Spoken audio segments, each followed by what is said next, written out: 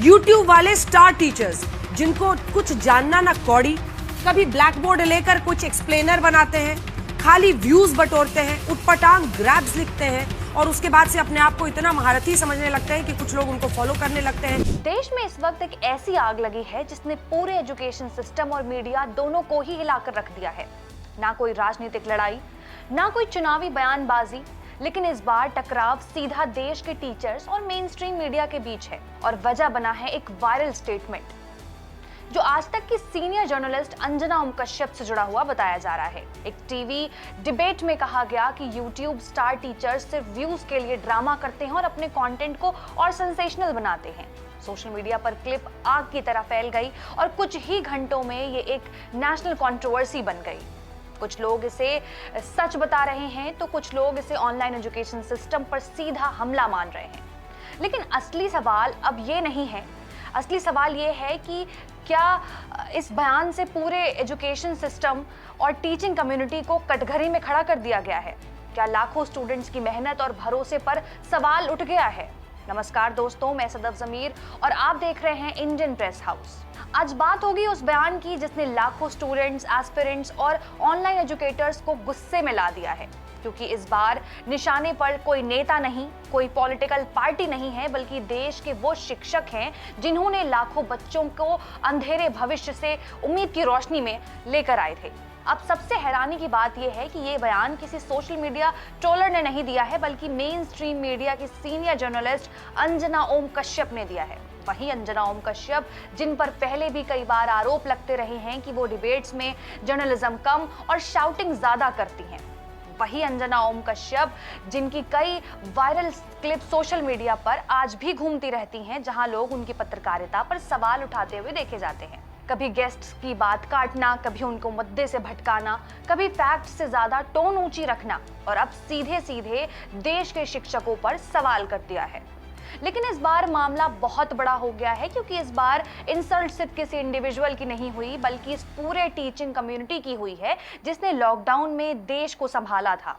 जब स्कूल बंद थे, जब कोचिंग इंस्टीट्यूट पर ताले लगे थे, जब लाखों स्टूडेंट्स डिप्रेशन में थे, तब यही ऑनलाइन टीचर्स ने जो रात भर जाग के ऑनलाइन क्लासेस लेकर बच्चों को पढ़ा रहे थे।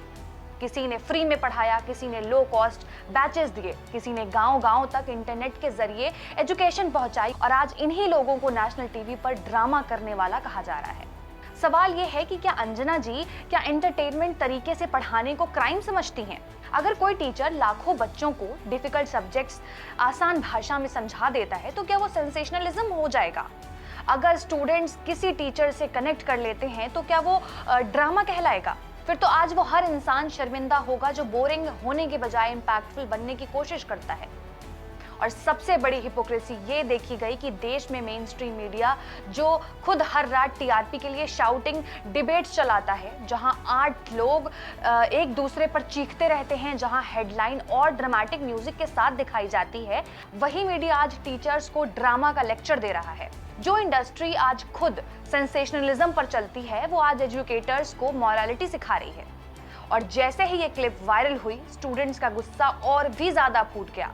लाखों लोगों ने लिखा कि मैडम शायद भूल गई हैं कि लॉकडाउन में यूट्यूब टीचर्स ही गरीब छात्रों के सहारा बने थे। कई एस्पिरेंट्स ने कहा, जब कोचिंग की फीस देने के पैसे नहीं थे तब ऑनलाइन टीचर्स ने फ्री में हमें पढ़ाया था। और अब सच यही है कि छोटे शहरों में गांव के बच्चे जो क्वालिटी एजुकेशन से पहले दूर थे, वो आज कॉम्पिटिटिव एग्जाम्स क्रैक कर रहे हैं। तो इसके पीछे ऑनलाइन एजुकेशन का बहुत बड़ा योगदान है, लेकिन शायद स्टूडियो की चमक से ग्राउंड रियलिटी नहीं देखी जा सकती।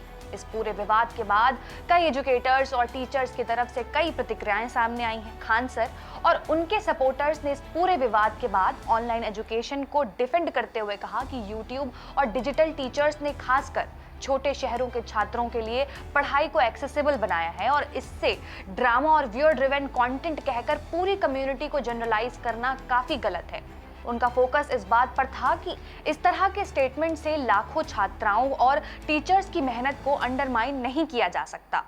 अभय शर्मा जो कि मैथ्स एजुकेटर हैं, उनके सपोर्टर्स की तरफ से जो बात सामने आई उसमें भी यही कहा गया कि किसी एक वायरल क्लिप और लिमिटेड कॉन्टेक्स्ट के आधार पर पूरे टीचिंग इकोसिस्टम को जज करना सही नहीं है। उनका जोर इस बात पर रहा कि स्ट्रक्चर्ड ऑनलाइन टीचिंग ने कंसिस्टेंटली रिजल्ट्स दिए हैं और हजारों एजुकेटर्स ईमानदारी से काम भी कर रहे हैं।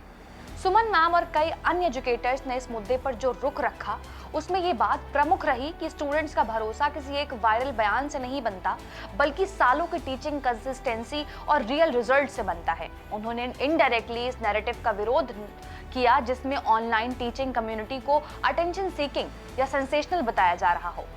पहले कई स्टूडेंट्स ने खान सर के सपोर्ट में पोस्ट किए और कहा कि अगर कोई टीचर लाखों बच्चों को हंसाकर आसान भाषा में पढ़ाकर कॉन्सेप्ट क्लियर करता है तो वो ड्रामा नहीं, टैलेंट है। लोगों ने कहा कि जो बच्चे इंग्लिश तक नहीं समझ पाते थे, आज वही कॉम्पिटिटिव एग्जाम्स निकाल रहे हैं क्योंकि किसी ऑनलाइन टीचर ने उन्हें कॉन्फिडेंस दिया है। इसके बाद अभय शर्मा के सपोर्टर्स भी सामने आए। उन्होंने कहा कि ऑनलाइन टीचिंग का पर्पस सिर्फ किताब पढ़ना नहीं है, बल्कि स्टूडेंट्स को मोटिवेटेड रखना भी है, क्योंकि आज का स्टूडेंट सिर्फ सिलेबस से नहीं लड़ रहा है, वो प्रेशर, एंजाइटी और कंपटीशन से भी लड़ रहा है। वहीं कई एजुकेटर्स ने कहा कि टीवी स्टूडियोज में बैठकर ग्राउंड रियलिटी समझना इतनी आसान नहीं है। जो टीचर रोज लाखों बच्चों से जुड़ा होता है, उसे पता होता है कि पढ़ाई सिर्फ फैक्ट्स याद करने का नाम नहीं है, बल्कि कनेक्शन बनाने का नाम है।